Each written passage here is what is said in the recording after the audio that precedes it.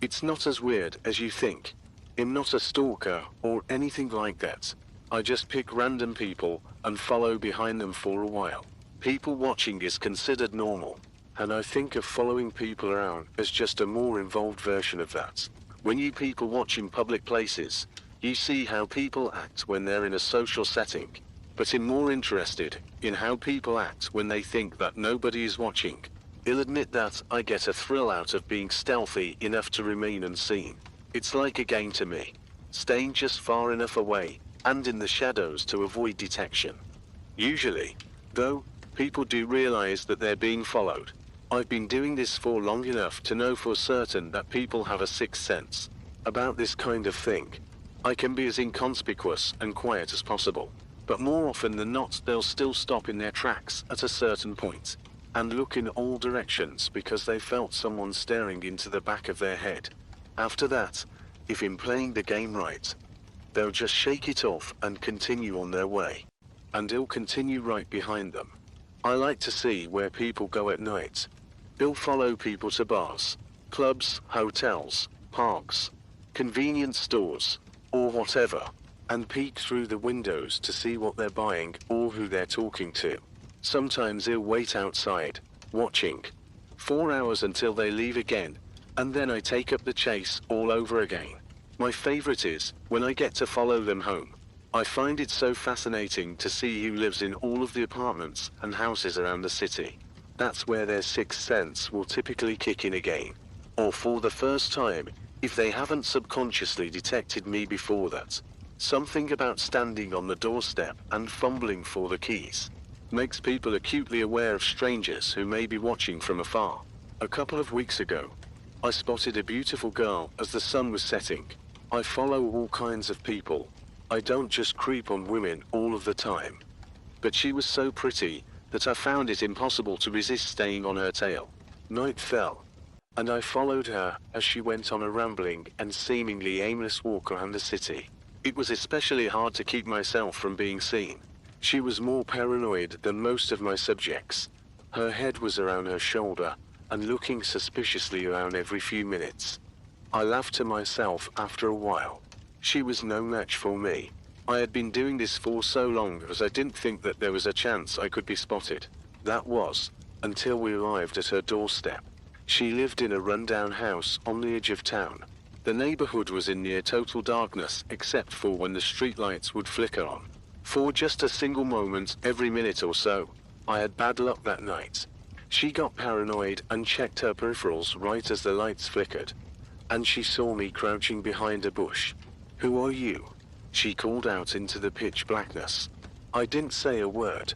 I thought that if I stayed quiet and motionless, she might think that her mind was just playing tricks on her. "I see you there. What do you want?" I could tell that the jig was up. I rose slowly to my feet as she pulled her phone out and shone the flashlight at me. She asked again, "Who are you?" I didn't know what to say. This was the first time that I had been caught without any sort of plausible deniability that I could use as an excuse. So, against my better judgment, I was honest. I simply told her that I had been following her. Following me? Why? I kept it vague. I just told her that it's what I do. "Oh, then you must be my guardian angel," she said with an odd mixture of excitement and relief. I laughed and said that I suppose that I must be. "I'm so glad that you're here. I knew that you would come. I just knew it. I've been waiting for you." Her response was strange and it made me uneasy. I asked her if she had seen me following her earlier that night, because I figured that that's what she must have been referring to. "No, but I saw him," she said quietly. "The devil." "The devil?" I asked her who this devil was. "You didn't see him. Has been following me for weeks, and he keeps getting a little closer each time." I hoped and prayed that my guardian angel would come and save me. If the devil is following me, then the angel who watches over me must be following too. That's when my sixth sense kicked in. The hairs on my neck stood up straight. I didn't hear a sound. I didn't catch anything out of the corner of my eye. But somehow I knew that there was something behind me. Suddenly the street was unnaturally quiet. as if the air around us had frozen in place. And I heard the breath get caught in the pretty girl's throat. I turned and looked. What I saw only for a second. The streetlights blinked on for a single moment. And I saw the devil that had followed us both. It was a horribly bloated and decomposing corpse with eyes and mouth full of maggots, clothed in a hooded robe, standing perfectly still about a yard away. The light went back out.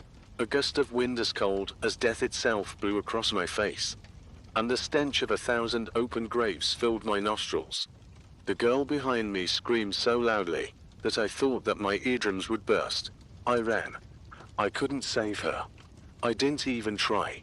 I wasn't her guardian angel. I was just a coward. But what could I have done against whatever that thing was? I never saw it move, but I know that it got past me and killed her. As I made my escape, her screams seemed to only get louder, until they suddenly stopped completely. There was never any reports about what happened in the media. I came back to that neighborhood a week later and asked some of her neighbors about what happened to her. They told me that she just up and disappeared one day. No body was ever found. She had just vanished. I tried to get back into my hobby. I started following people around again, but something felt wrong. I kept getting the feeling that I was the one who was actually being stalked.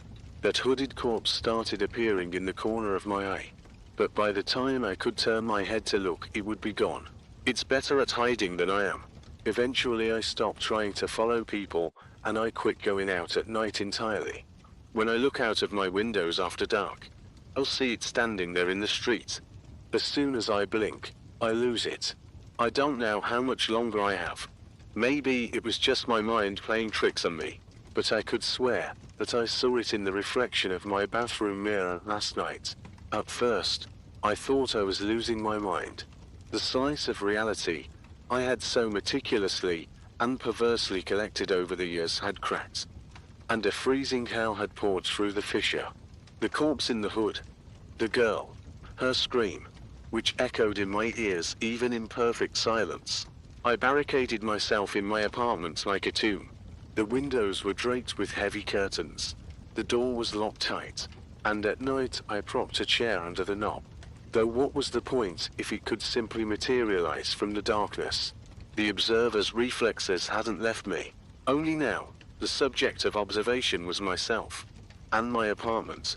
I caught movement in my peripheral vision, a shadow in the bedroom corner that was a bit too dense, a vague reflection in the microwave glass that resembled a lowered hood, a slight stir of air in the locked bathroom, as if someone had just exhaled. I became an expert in the ghosts of my own home, and the most frequent ghost was myself, pale, trembling, with eyes burning from lack of sleep. I stopped looking in mirrors after that night in the bathroom when, in the reflection behind me, a familiar hunched figure had frozen for a split second. I covered them all with newspaper. Even the screen of the turned-off TV became an enemy. A black, reflective window into nothingness. I lived in a world without reflections, and that only intensified the feeling that I myself was dissolving, becoming a ghost. But the true horror wasn't inside. It was outside. Every night, exactly at 17 a.m., I checked the clock, which now ticked unbearably loud. I would approach the slit between the curtains. In the living room, my heart would pound, the saliva in my mouth turning to dust, and I would look. It was standing there, right in the middle of the deserted street under the flickering, faulty streetlight, motionless, the hood facing directly at my window. I couldn't see its face, the light flashed too infrequently, but I felt its gaze. A gaze full of wrath, worms, and ancient, endless waiting. It didn't approach. It made no threatening gestures. It simply was. And in that passivity lay the real torture. It wasn't attacking. It was observing. Just as I once had. The irony was so bitter, I could taste it on my tongue, the taste of iron and decay. It had appropriated my game, perverted it, and was now playing with me like a cat with a mouse whose spine it had already broken, but left alive for amusement. I couldn't bear it by the seventh night. The silent standoff was eroding my sanity. I couldn't just wait for it to decide to enter. I needed answers. Who was she? That girl? What was the devil that had pursued her? And most importantly, why was it now pursuing me? I wasn't her angel. I was just a spectator who had climbed onto the stage and forgotten his lines. My first move was to try and find information about her. In the fog of that evening, I hadn't memorized the address, only the impression, the outskirts, dilapidated houses, flickering lights. I knew the area. It was an old industrial district, where city life reached only as an echo. I delved into old city forums, local news groups on social media, searched for reports of missing persons. Nothing. As if she had never existed. Then I started searching for something else. Stories about strange deaths, accidents, suicides in that area over the past few years. And I found it. Not her, but something that made my blood freeze in my veins. 3 years ago, in one of those semi-abandoned houses, a man's body was found. He had died of a heart attack. But the circumstances were strange. The report mentioned numerous, unexplainable scratches on the inside of the front door, as if made from within, and a strong, persistent odor of decaying consistent with the body's state of decomposition. Neighbors interviewed by police said the deceased had complained in the weeks prior that someone was following him. He spoke of a tall man in a cloak, seen in an alley, in a storefront reflection. No one believed him. They chalked it up to stress and loneliness. 2 years ago, another case. A young woman jumped from the roof of the same building. The suicide notes, written in a hurried, uneven hand, had only 3 words. It entered the mirror. Her neighbor on the landing later said, in an interview to a local blog, which was quickly deleted, that the girl had screamed the night before, "Stop watching. I don't want to be your window." A year and a half ago.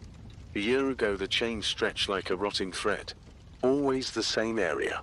Always strange, inexplicable details. And always mentions of a watcher. Of someone standing and watching.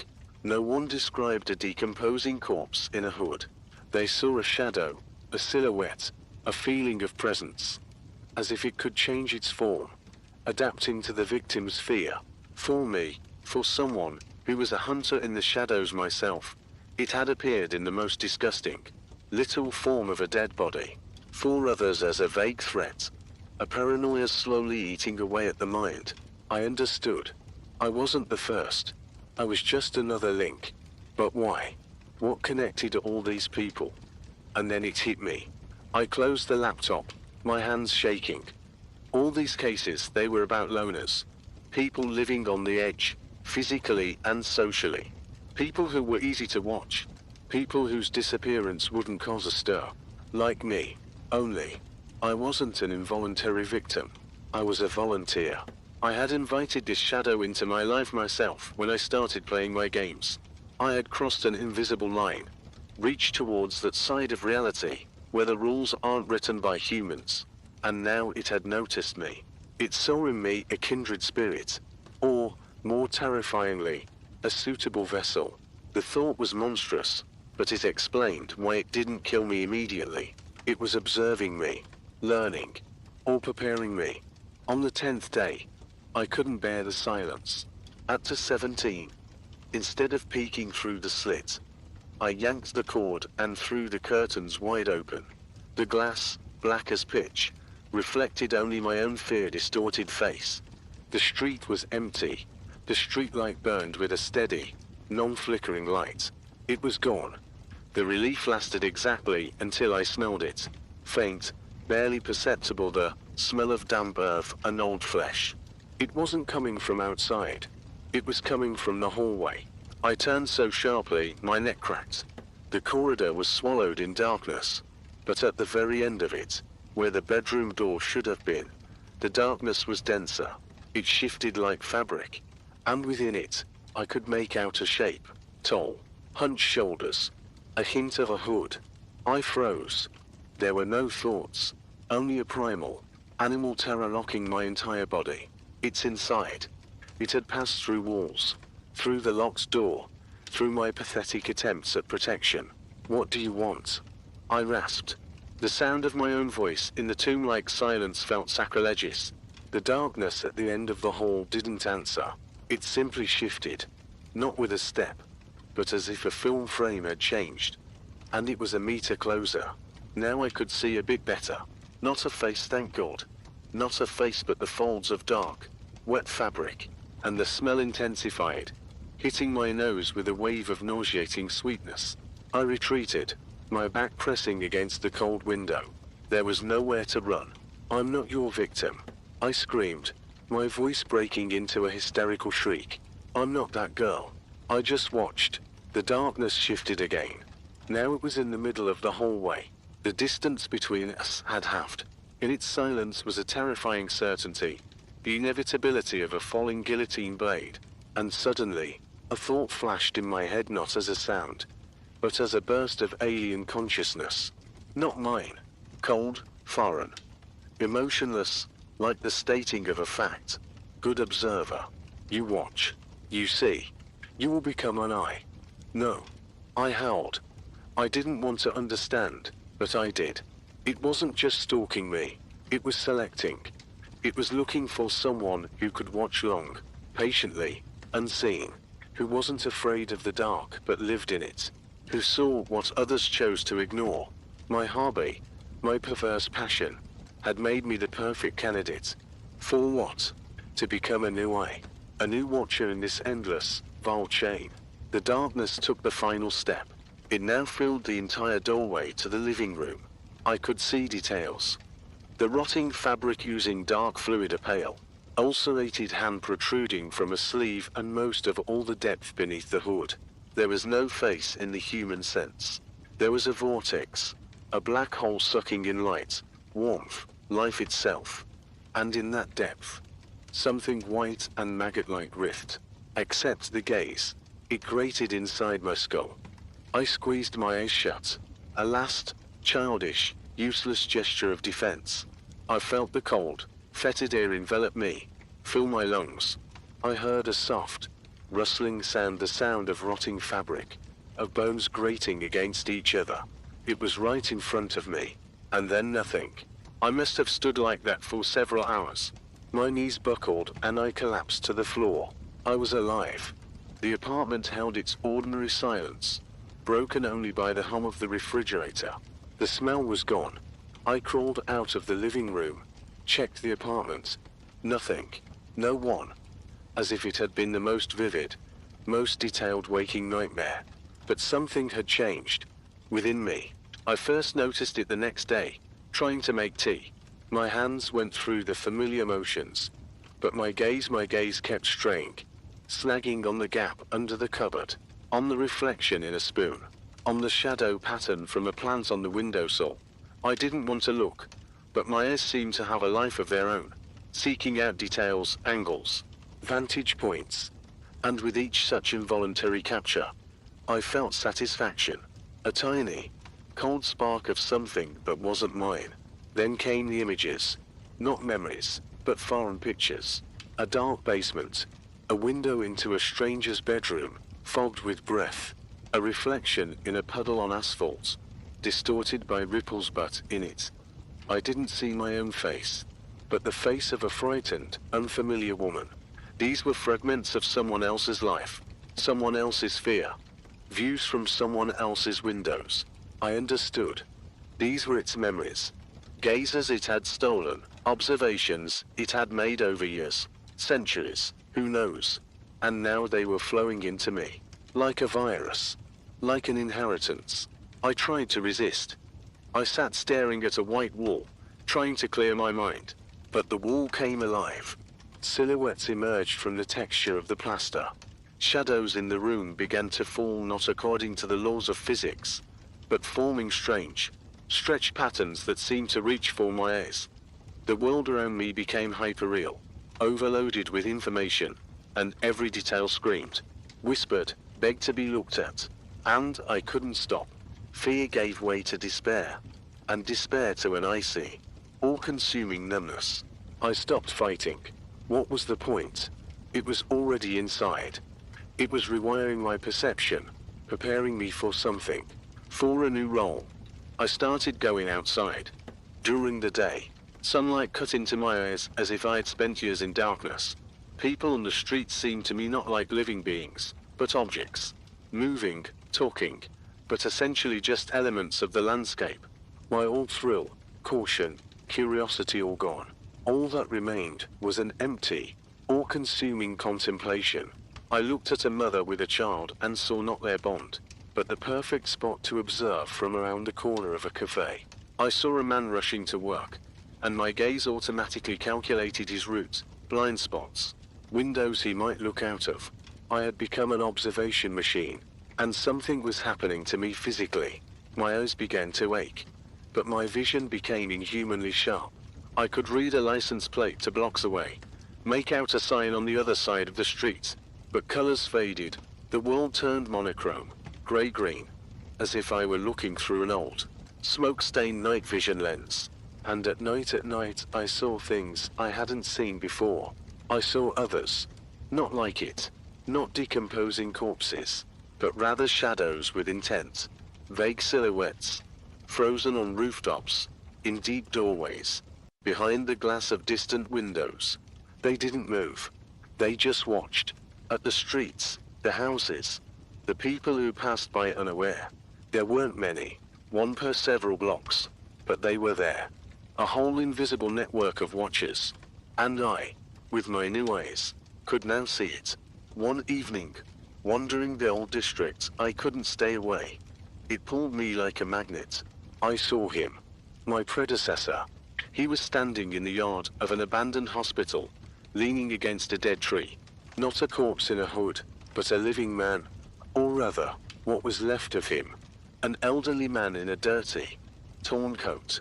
He stood motionless, staring with empty, glassy eyes at a third-floor window, where a single light burned. His face was emaciated to the limit, skin taut over his skull. But the worst were his eyes. They were wide open, unblinking, holding no thought, no soul, only endless, empty staring. Thick, dark, almost black tears streamed from the corners, leaving pus-like tracks on his cheeks. This was an eye. What a watcher became when his term of service was up. A living, breathing surveillance camera. Worn out and discarded. I ran. I ran until my lungs felt ready to burst. Until my temples pounded. I ran from that image. But I knew I was running towards it. That was my future. To become an eternal, empty gaze fixed on one point, until my body crumbled to dust. That night, it returned, not as a shadow in the hallway, but as a full-fledged vision. I lay in bed, and suddenly the room vanished. I floated high above the city, an all-seeing eye. I saw thousands of windows, thousands of lives, scenes of joy, grief, arguments, love all at once. All in minute detail. It was an observer's feast. Absolute power, absolute knowledge. And through this kaleidoscope of life seeped a cold, emotionless voice. The voice of the entity itself. You see. You know. You are our fabric now. Look farther. Look deeper. Find the thin spots. Thin spots. I ask mentally, barely resisting now. Places where the veil is thin. Where they see us. Where one can enter. There are few. They must be marked. And I finally understood completely. We, the watchers, weren't just voyeurs. We were scouts. Pathologists of reality. We sought out weak spots in the human world. People with the gift or curse of seeing too much. That girl on the outskirts. She had been one such thin spot. She saw her devil. And she needed to be liquidated. So the veil wouldn't tear completely. And I, by a twist of fate, had been nearby at that moment and was noticed by the process itself. And now, with my skills and rewired perception, I was to find others. Mark them. Prepare the ground for those who would come after me. I had become a tool, a weapon, part of the system. The last remnants of humanity within me rebelled. No, I wouldn't become this. I wouldn't hunt others like me, those who simply saw what others did not. But the resistance was brief. The next morning, going out full bred, I saw a boy of about 10. He sat on a bench in the square, not playing, not running. He just sat and stared. Not at the pigeons, not at passers-by. He stared at the empty space between two trees, and his gaze wasn't unfocused. It was focused, almost painfully attentive, and his lips whispered something, as if he were talking to someone invisible. My new eyes caught it immediately. The air around the boy shimmered slightly, like over asphalt on a hot day. This was a thin spot, a weak place, and something inside me clicked. The cold, analytical part of my mind, no longer entirely my own, immediately went to work, assessed distance, cover, escape routes, lines of sight from neighboring windows. My hand automatically reached for my phone in my pocket to take a discreet photo for a report. To whom? I didn't know, but I knew I had to. I squeezed the phone in my pocket, so hard the screen cracked. No. I turned and almost ran out of the square. I ran home, to my fortress prison, choking on sobs. I can't. I'm no longer human, but I'm not fully it either. I'm a monstrous hybrid, tearing itself apart from the inside. It was then that I made my decision. The only thing that could still have meaning. I would not surf, and I would not become an empty eye, discarded to die by someone else's window. If this entity fed on observation, if it existed through gaze, through perception, then it must be deprived of that. Completely and further. I prepared all day, wrote down everything that had happened to me, everything I had learned, on a sheet of paper, sealed it in an envelope and wrote open by police. Not a joke. I put it in a prominent place. Then I found some old sleeping pills in the first aid kit, and dissolved 3 tablets in a glass of water. That was my plan B, in case I lacked the nerve. When darkness fell, I didn't wait 4 to 17. I went to the living room window and threw open the curtain. The street was empty. I placed a chair in front of the window, sat down, and began to wait. It came almost immediately, as if it had been waiting for my invitation. It materialized under the same streetlight, motionless, the hood facing me. This time, the light didn't flicker. It burned steadily, and the light was somehow oily, unnatural. I didn't look away. I stared right at it, peered into that dark vortex beneath the hood. I wasn't trying to make out features. I was trying to see the entity itself, not as a victim, but as a colleague, as one who understood the rules of the game. And I felt the connection establish. That same cold channel through which foreign memories had once flowed now opened at full power. Into my mind poured not a stream of images, but something else, a sense of scale. I felt the endless, weary antiquity of this being. It was older than cities, older than human language. It was a parasite of attention, a plant that had grown in the cracks of reality, and fed on the gazes of living things. It wasn't evil in the human sense. It simply was. Like gravity, like decay, it created its watchers, its eyes, to expand its field of perception, to find new sources of nourishment. Fear, paranoia, the very awareness of being watched, all of it was food. And the thin spots, people who could see its world, were threats, holes in the dam. They needed to be either assimilated, turned into new watchers like me, or eliminated to keep the secret. And I understood the most terrible truth. There were many of them, such entities. They competed, overlapped, their observation networks layered upon each other. Our entire world, all our cities were just a giant, multi-layered web in which we humans ran like flies, never suspecting that we were watched by countless, insatiable eyes from a world that existed parallel, in the same point in space, but on a different frequency of perception. The information was overwhelming. I felt my mind cracking at the seams, my individuality dissolving in this ocean of alien, ancient consciousness. A little more and I would become just another data point in its network, another eye. It was time. Without breaking my gaze from the figure under the streetlight, I slowly, very slowly, raised my hands to my face. The entity froze. I felt a wave of puzzlement, then sharp, predatory interest across our connection. It didn't understand. This was a new gesture, unpredictable. "You want me to watch?" I whispered, my voice hoarse but firm in the apartment's silence. "You chose me because I can see. because I like to observe. A pause. A feeling of an affirmative nod, cold approval. Then watch this, I said. And I plunged my thumbs into my eyes. The pain was beyond any description. A flash of white. Then a roaring, scarlet darkness. The screams that tore from my throat were not human. I felt cartilage crunching, tissues tearing, warm, sticky fluid flooding my cheeks. I fell from the chair, writhing on the floor in agony. But somewhere in the back of my consciousness, through the unbearable pain, I caught something else. Across the connection, which still held, rushed a wave of shock. Not pain, not anger, but pure, bottomless loss. Loss of a channel, loss of a prospect. I hadn't deprived it of a victim. I had deprived it of a tool. I had damaged not myself from the entity's perspective. My body was merely a shell.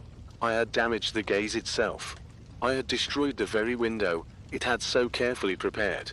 The connection severed, abruptly and finally, as if someone had cut a wire. I lay in a puddle of my own blood and something else, wet and warm, and laughed. A hysterical laugh that broke into a shriek. I had paid the highest price, but I was free. Blind, mutilated, but free. The pain receded, giving way to shock and stupor. I crawled, feeling my way to the bathroom, to the first aid kit, to the phone to call an ambulance. I could still do something. Warn others.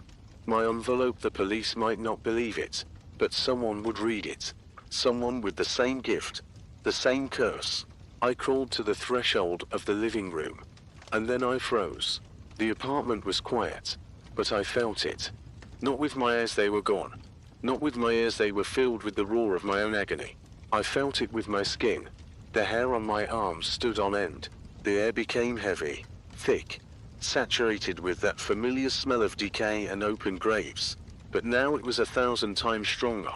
It filled everything. It was here, in the room, with me. It hadn't left. Severing the connection hadn't destroyed it. It had angered it, or attracted it. Like a wounded animal attracts a predator. I froze, pressing my bloody face to the floor. I couldn't see, but my new, perverted perception, not yet fully switched off, painted the picture by other means. I felt its presence as an icy spot in the center of the room, as a vortex sucking in warmth, sound, the air itself. I felt it slowly, soundlessly moving towards me, not like a shadow, but like reality itself converging on a single point to crush the bug that dared spit in its face. I realized my mistake. A stupid, romantic, human mistake. I thought that by depriving myself of sight, I would deprive it of interest. That blindness would be my shield. But for an entity that feeds on attention, the act of such monstrous, voluntary self-destructs, the act of refusing the gift of observation, that was not a defeat. It was a feast. It was the concentrate of the very fear, despair, and loss it fed on. I hadn't driven it away. I had prepared a final, most exquisite meal for it and for myself. It stopped right above me. I felt its cold emanating from it like from an open freezer door. The smell was now so strong I gagged, my ruined face twisting in a soundless scream. And then I heard a voice. For the first time, not in my head, but in my ears. A real voice. It was raspy, like stones grinding underground, layered, as if thousands of dead throats were speaking at once. And yet incredibly quiet, barely audible. Little blind watcher, it rasped. You gave your light to me, I couldn't answer. I could only lie there and tremble. Now you will become not an eye. The voice grew closer, right by my ear. Something cold and damp touched my bloody temple. You will become a door. The last word sounded like a sentence. And I felt it entering. Not as a vision, not as a thought, as a physical substance. Like black, viscous, icy tar pouring into the torn sockets, flowing along the optic nerve straight into my brain, filling every fold, every sepse. It didn't hurt. It was worse.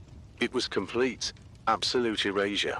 Erasure of me, myself, my memories, fears, that very rebellious thought that had made me tear at my eyes. Everything dissolved in this ancient, aeon hunger. The world narrowed to sensations. The cold, viscous flow filling my skull. And a final, crystal clear understanding. It hadn't come to kill me. It had come to move in. My body was no longer mine. My blindness was no longer a shield. It was an open gate. An empty house. A perfect, isolated vessel with no annoying windows to the outside world. Through my destroyed eyes. It wasn't looking out. It was settling in. Making itself at home. The last thing I felt before the darkness swallowed everything was not fear. It was the cold, indifferent touch of its consciousness taking its place. And a final, echoing thoughts that might have been mine. Or might have been its. Or might have been the last whisper of the girl from the outskirts, whose story I had stumbled into. Now you will always be watched. From the inside. And then, there was only the watching. And the endless, silent scream, that had no mouth left to voice it.